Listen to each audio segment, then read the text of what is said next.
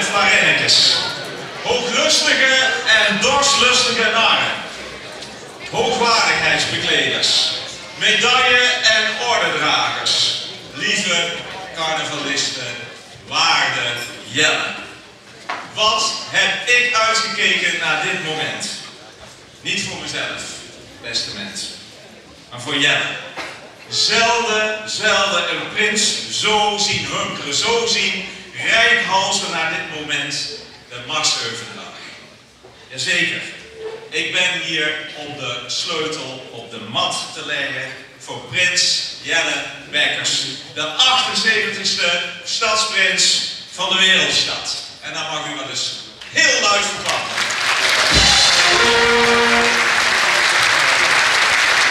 Want op die schouders van Jelle, beste mensen, daar rust een hele zware taak.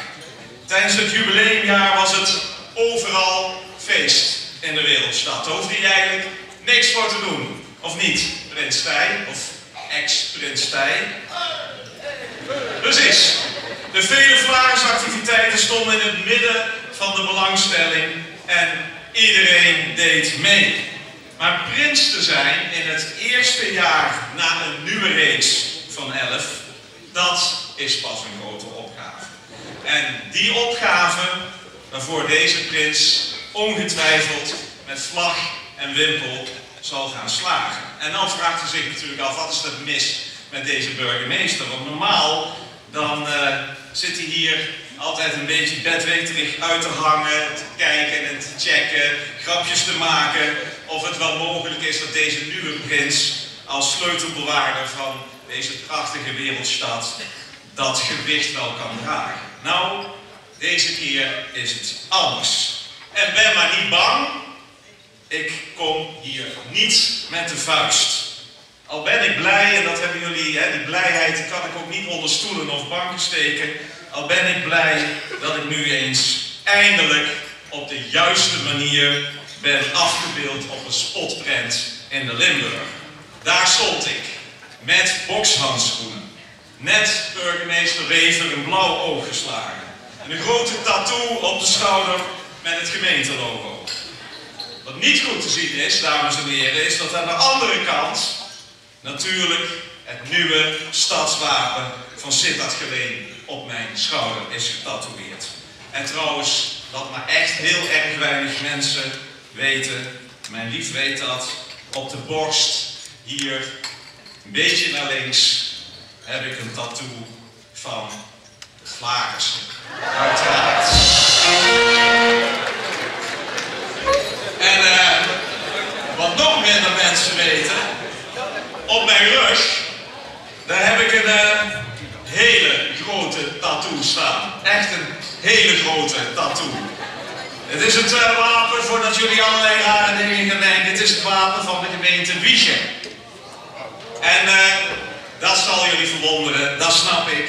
Maar die tattoo is een overblijfsel uit mijn, ja, hoe zal ik het zeggen, hoe zal ik het netjes zeggen, ruigere periode, dames en heren.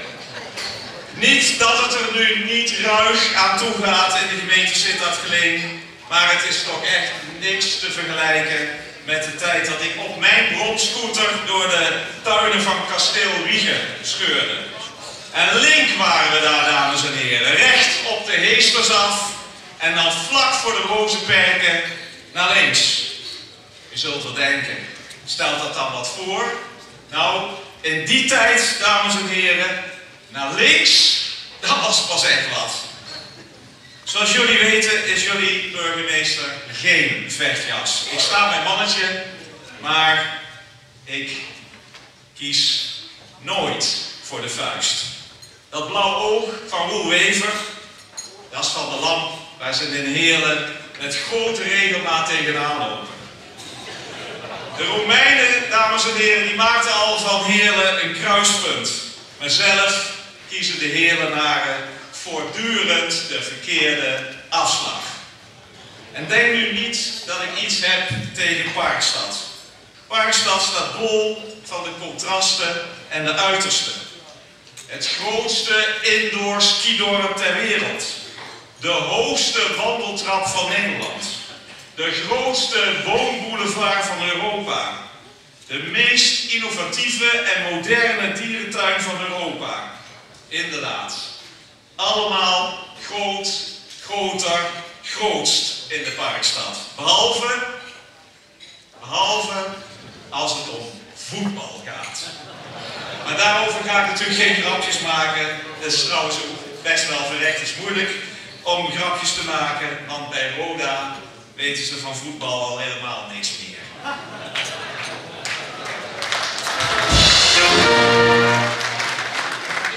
Vorig jaar, dames en heren, hebben we gezien waartoe de Vlaarse en de gemeenschap van Geleen, waar die toe in staat is. Een fantastisch feest.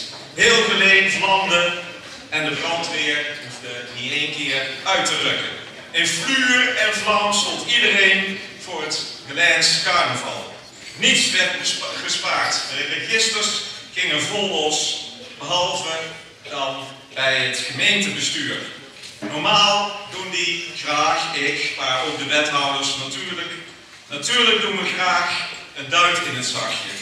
Verhogen we graag de feestvreugde met een weergeloze, grandioze uitreiking van de OGO. Jullie weten waar het voor staat allemaal, neem ik aan, hè? De OGO. Niet? Dan moeten we toch iets gaan doen in onze stadsmarketing, wethouder Houtakkers. De OGO die staat voor de officiële gemeentelijke oorkonde. En het is een beetje naar Bert, onze oppervlagers, een uitreiking die wordt eigenlijk een strong beginning te hebben en een emotional end. Maar ook dat was niet verbonden aan de uitreiking van de officiële gemeentelijke oorkonde. En om nu toch dit moment maar even direct vast te grijpen, zou ik graag de opper hier bij me willen hebben en natuurlijk ook onze nieuwe voorzitter, Luc. Komen jullie eens eventjes naar voren. En mag daar een Butemax bij, Maurice? En Frank, jij mag ze wel even begeleiden. Lukt dat? Want ik weet niet of die twee heren hier wel de weg naar voren weten te vinden.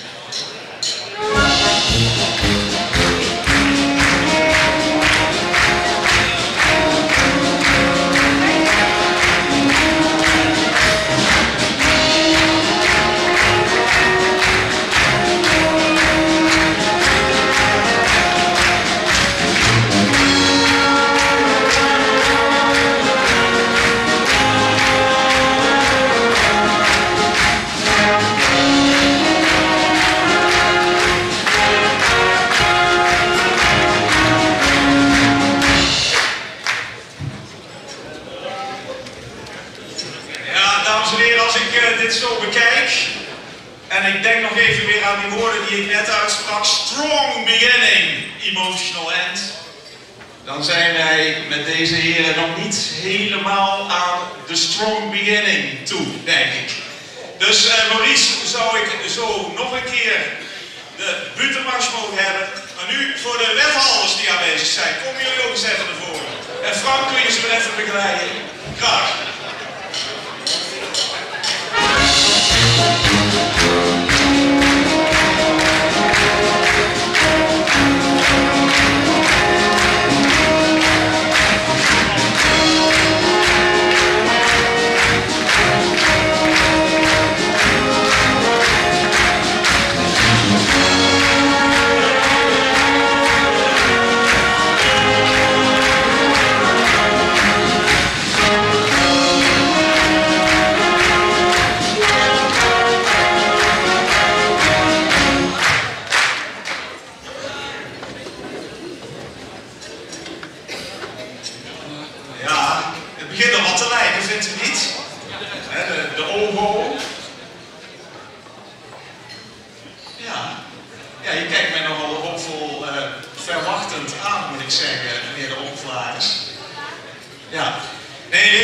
Dames en heren, wij hebben echt wel eventjes iets te herstellen als gemeentebestuur. Dus vandaar dat wij ook hier met z'n allen hier voorop staan om het niet alleen gewicht te geven, maar ook vooral de emotie zeg maar, daarbij toe te laten slaan. Want Ik heb hier iets in mijn hand. Daar heb ik al bij 2 officiële gelegenheden mee in de hand gestaan. Echt waar.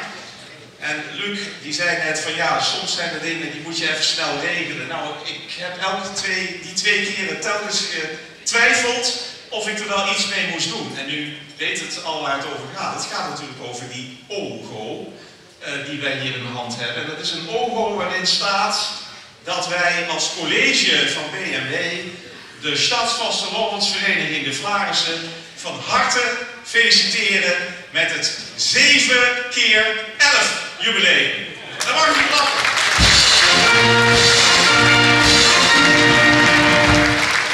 En speciaal voor de gelegenheid hebben we na de 2 eerdere keren een 3e exemplaar laten uitprinten. Want ja, het is zacht gezegd een emotional end. Als hier nog de oude datum had gestaan, dames en heren, want die hadden we natuurlijk al lang moeten uitreiken, deze oorkonde. Ja, soms gaat het ook wel eens mis bij de burgemeester. Heeft hij het allemaal niet op een rijtje en twijfelt hij te zeer en denkt hij van ja, het is eigenlijk nog niet het einde van het jubileumjaar en moet je het allemaal uitreiken. Dus vandaar, strong beginning, emotional end. Met de tranen in mijn ogen reik ik deze oorkonde aan de beide heren die de allermooiste vastelovensvereniging van gans Sittard Geleen vertegenwoordigen.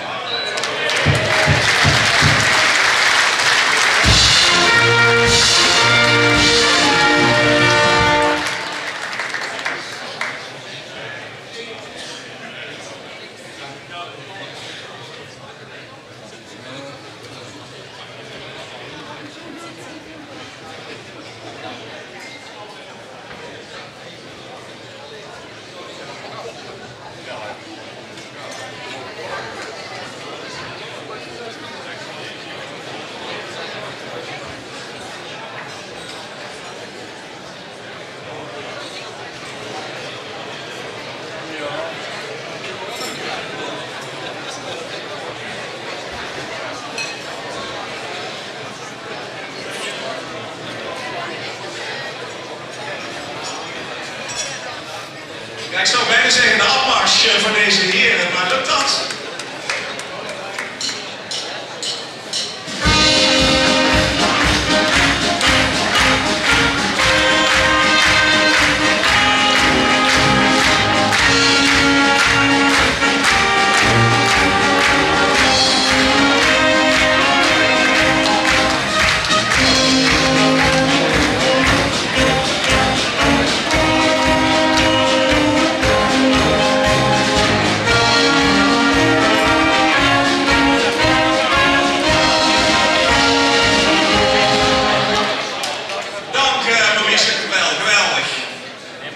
We gaan weer terug naar het allerbelangrijkste wat we vandaag hier te doen hebben. De sleuteloverdracht aan Jelle.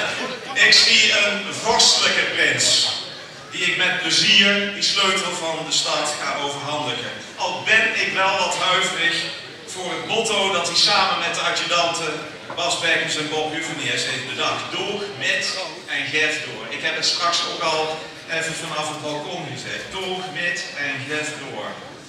Dat is echt niet het slimste motto in een griepseizoen, mensen. Door, met en geef door.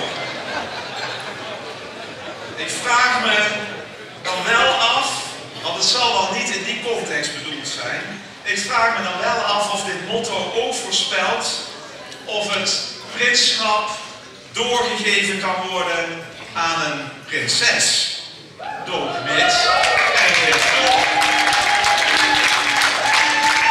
Vorig jaar, en het was de Oppervlaris, vorig jaar introduceerde de Oppervlaris al een wat meer inclusieve begroeting met zijn lieve Vlaars en Vlarinnekes en alles ervoor en erna en ertussen. Zoiets was het wat onze Oppervlaris hier vanaf deze plek uitsprak. Dus zou dit dan eindelijk de opmaat zijn, doog met en geef door naar een prinses? Ik hoor dat ik punten aan het scoren ben in de zaal, dus ik ga nog even door, dames en heren. Dames, ik ga nog even door. Want, zoals jullie weten, de Heerlense ik heb iets met Heerlen, daar ben ik net ook al duidelijk over geweest. De Heerlense Eekheuren die hebben een vrouwelijke prins, prins Femke. In heel Nederland is Femke inmiddels beroemd. En voor de Vlarissen nu schrikken, het is van de Eekheuren. Natuurkundig gezien, als de Eekheuren komen, pakken ze toch eerst de marmotten. En ik weet het, we hebben in Sittard marmotten. Maar het grapje is lang niet zo leuk, dus daarom marmotten. Ik snap dat ik weer punten verloren heb. Goed, ik ga maar afronden dan als het zo gaat met deze zaal. Bob! Er zijn allerlei prachtige kreten bedacht rondom wie is de Bob in de carnaval. En Bob is de kanjer en Bob is de held en ik weet allemaal niet wat het is. Eén ding weet ik wel, Bob. Ik hoop dat jij niet al te vaak moet rijden. Dat Bas dat ook eens af en toe eens het stuur vastkrijgt. En dat jullie met z'n drietjes een geweldige vaste rol van beleven.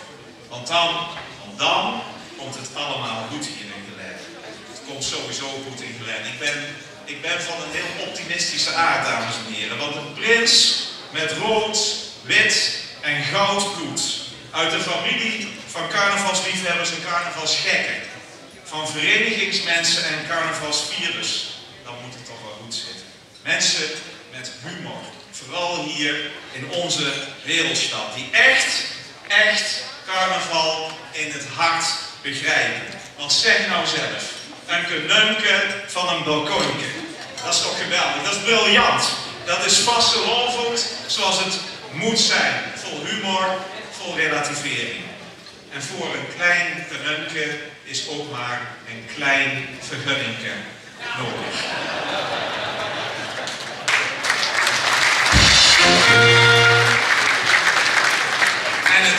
En het balkunke, als ik dat nog zo eens mag zeggen, vanaf de weg roept vast een verliefde Romeo uit Sittard naar de Geleense Julia die op het balkunke staat. En die Julia, die knalt het dan van de Rijksweg af richting het noorden met haar kanunke.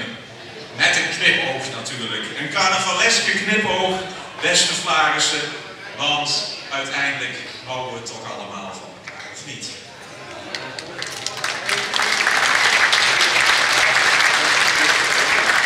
Ja, Jelle, als student van de opleiding Business Studies maak jij van jouw carnaval volgens mij ook jouw business deze komende dagen. De floor manager van een grote supermarkt gooit uw voetjes van de vloer, dames en heren. En als de muziek dan echt stil mocht vallen, dan weet ik één ding zeker. De steek gaat terzijde en de carnavalsklanken klinken tot in de late uurtjes uit de boksen van onze DJ Gel, of is het nou D-Gel, of het is te ingewikkeld voor deze burgemeester om goed uit te spreken. Maar ja, daarom ga ik ook zo de keten neerleggen en laat ik het verstand aan anderen.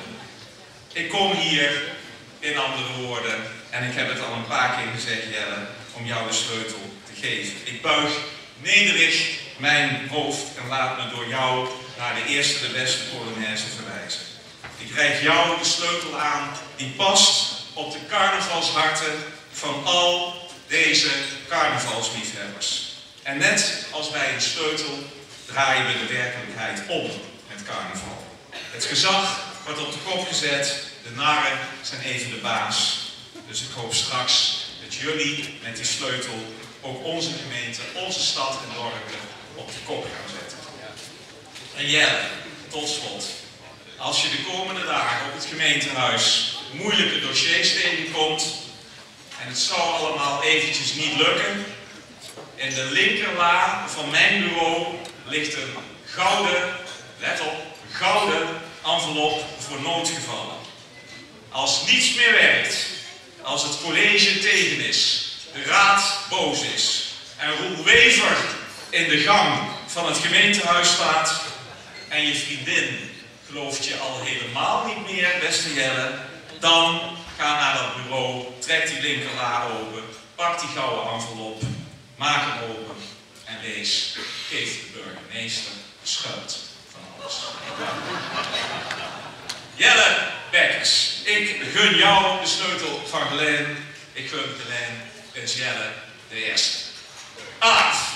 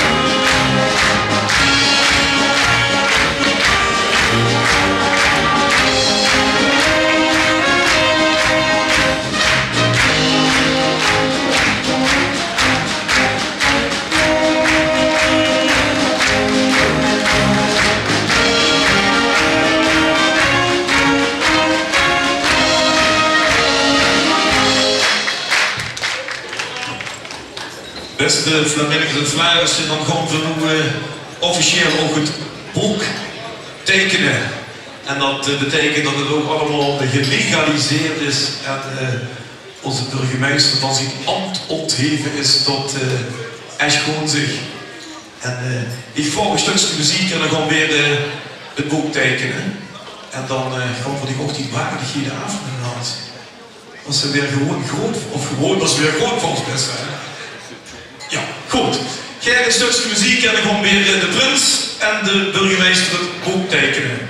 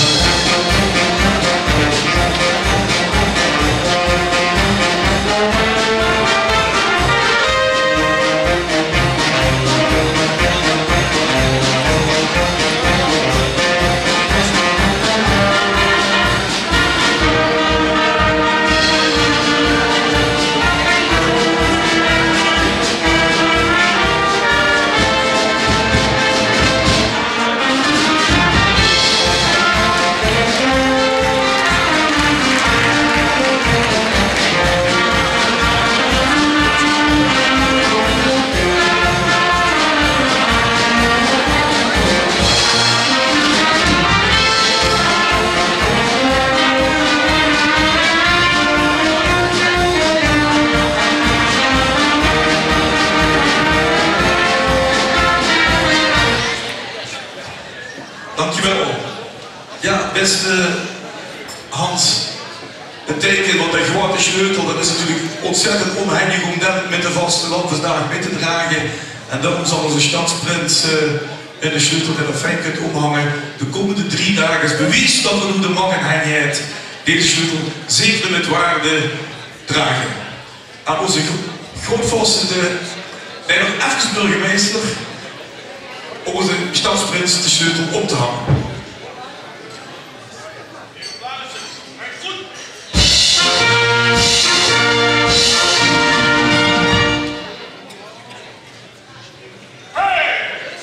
Ja, beste Hans, dan gaan we die grote ketting aflopen, hè? Ja. En dat betekent dat ze dan van alle taken, bevoegdheden, verantwoordelijk allemaal naar Jelle geeft. En nu, ja, Jelle is nu eigenlijk de baas, hè? Dus we geven de eer ook aan Jelle om die ketting af te doen. En de ketting het allemaal schijnlijk is als je goed geïnformeerd bent. Je hebt dat ooit in de wethouder gevraagd en wist dat niet. Daar had die ketting ophangen bij de wist niet. Maar dat symboliseert alle wieken van Zittert, Geleen en Boog. Kijk. weten we dat ook weer. Jelle aan de taak om onze burgemeester de ambtsketting af te pakken.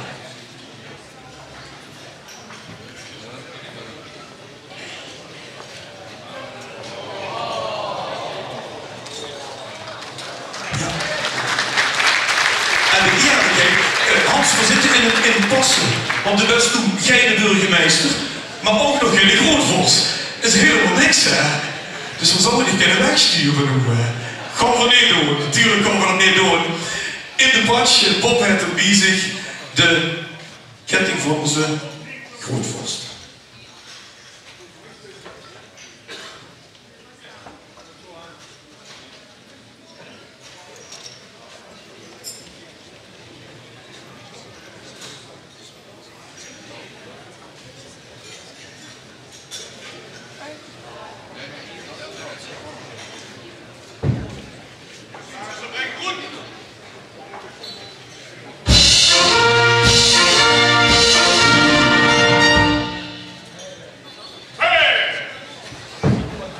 En dan ook nog de Schwansteek die het grootvorstschap heurt.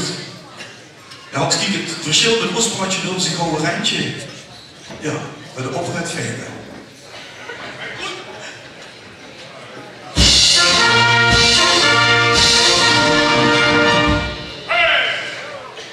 Florins en Vlarissen, dit soort ceremonie is gebeurd. En nu, wie gezag, er hebben maar één in de macht. En dat is onze 78 stadsplit, Jelle de Eerste, en dan doen ze even de kaarten schudden. Geef ik aandacht voor de speech van onze machthebber, voor de vastelavond, Jelle de Eerste.